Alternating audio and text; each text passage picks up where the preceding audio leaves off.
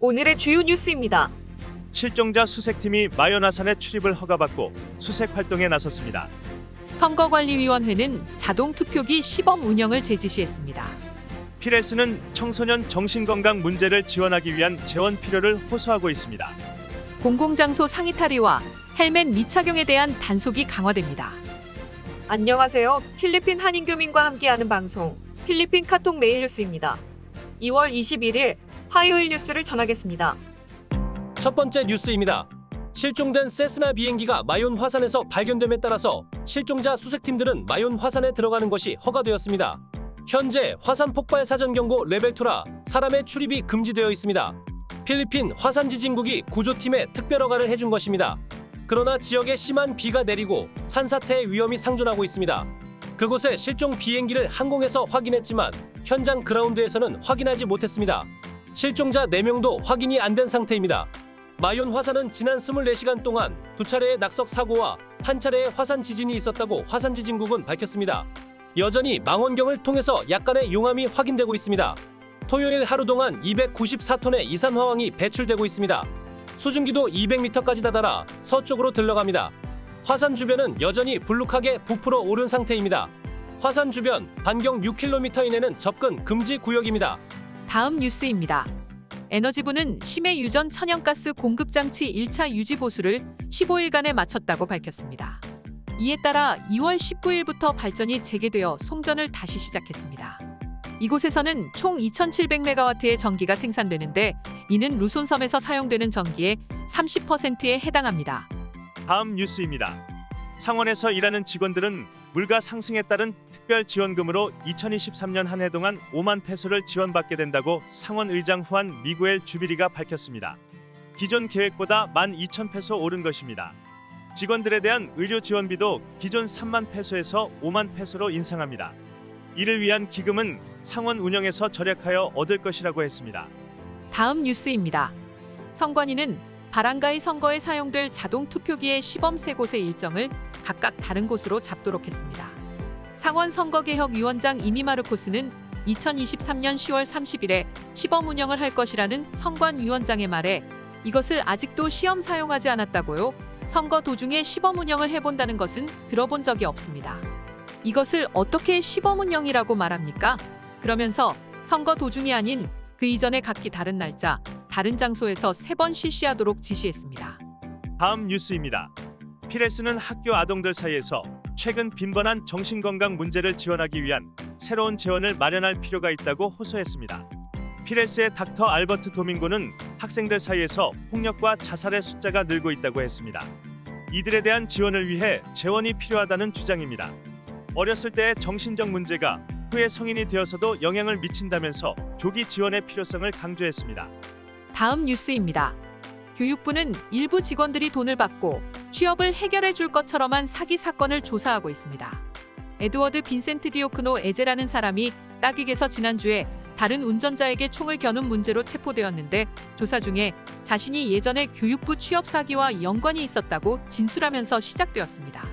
마리콘이란 사람과 연관된 취업 청탁 사기 사건도 조사 중인데 교육부는 이에 대한 정보가 있으면 신고해달라고 당부했습니다.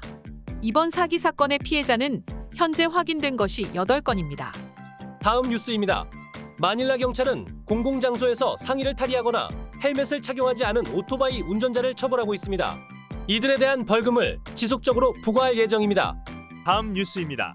까비테 이무스에서 15만 5,929페소나 지불하고 구입한 DSLR 카메라 문제에 교육부는 연관이 없다고 밝혔습니다. 시정부가 구입하여 지방교육청에 전달한 것이라고 했습니다. 이 구매와 관련하여 교육부는 어떤 개입도 하지 않았다고 밝혔습니다. 교육부는 네티즌들에게 잘못된 정보가 담긴 사진을 더 이상 공유하지 말라고 당부했습니다. 이 디지털 카메라를 처음 올렸던 이무스시 레나토레스 사무총장은 교육부가 이 사건에서 발을 빼려는 수작이라면서 자신이 페이스북에 올린 사진에는 잘못된 정보가 하나도 없다고 주장했습니다. 그러면서 이 카메라 가격이 너무 부풀려졌다고 재차 주장했습니다. 다음 뉴스입니다. 교육부는 코로나가 한창일 때 교사들에게 지급되었던 노트북이 세부시 중고점에서 판매되고 있는 것을 일부 확인했습니다. 2021년 10월부터 이 일을 조사하고 있었는데 세부에서 대당 10,000페소씩에 거래되고 있었습니다. 교육부는 부서 내의 부패와 계속해서 싸워오고 있다고 했습니다. 관련된 부정을 알고 있으면 신고해달라고 당부했습니다. 다음 뉴스입니다. 아클란의 땅갈란타운은 2월부터 생리기간인 여성은 이틀 동안 재택근무를 할 수 있도록 했습니다. 여성에 따라서 통증이 큰 경우가 있기 때문입니다. 아클란주에서는 처음으로 이를 시행하는 타운이 되었습니다. 다음 뉴스입니다. 터키에서 2주간의 지진 구호 활동을 마친 필리핀 구조대팀이 귀국을 준비 중입니다. 실제 생존자를 구조하지는 못했습니다. 터키 정부는 생존자 수색을 마치고 다음 단계로의 전환을 시작했습니다. 구조 활동 중 생존자가 있는 것으로 확인되어 새벽 3시까지 5층 건물 잔해를 치우고 작업을 진행했지만 결국 사망한 채로 발견되었습니다. 다음 뉴스입니다. 터키 지진 후 60시간 만에 구조되었던 필리핀 OFW 여성이 건강을 회복해가고 있습니다. 이것은 큰 기적입니다.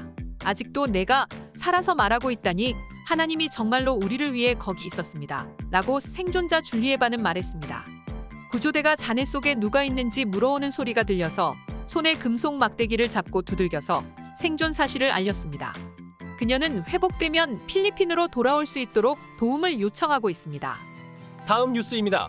금요일 발생한 라나오 델수르 주지사 마민탈 알론토 아디옹 주니어에 대한 매복 총격의 용의자들이 특정되었다고 경찰은 밝혔습니다. 경찰들은 흩어져 있는 생존자들의 증언을 취합하고 있습니다.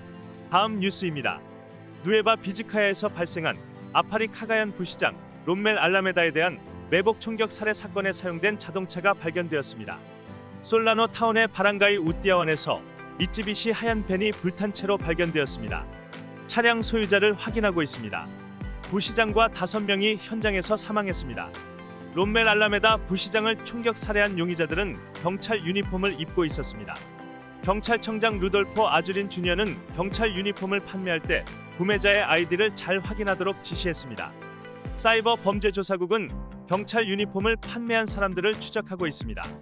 청장은 일반인들이 경찰 유니폼을 이용하는 것은 범죄라고 경고했습니다. 네, 오늘 필리핀 카톡 메일 뉴스는 여기까지입니다. 말씀으로도 은혜 받으시길 바랍니다. 감사합니다.